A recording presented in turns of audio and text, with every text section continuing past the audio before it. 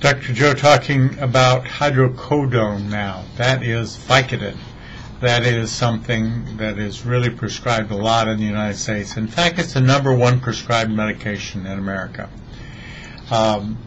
In 2011, 81 hydrocodone containing medications were on the market.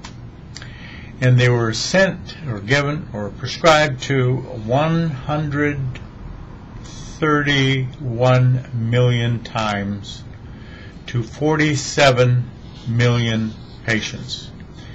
The federal government is getting very concerned because not only is that used maybe an awful lot, causing addiction. I've seen a lot of people get addicted to it. And this is a very bad problem if you're addicted. You're just trying to dodge a little pain. Well, what is prescription rate on this? Well, 40% of this is primary care physicians thinking this is not a big deal. No big deal at all if the patient's going to get off it right away. 10% are by dentists, 3% are by anesthesiologists. Well, what for, all these things? Well, 26% are musculoskeletal pain, in other words, pulled muscles and things like that. 21% are used to stop that cough. And that is a real thing because it's put into everything else that's used for cough medicines as well.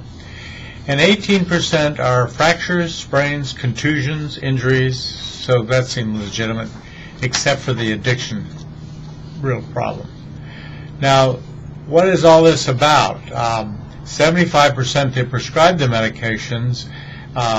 There are things that they don't think of them as opioids. They think of them as something that's just going to be used really for a short period of time and get rid of it.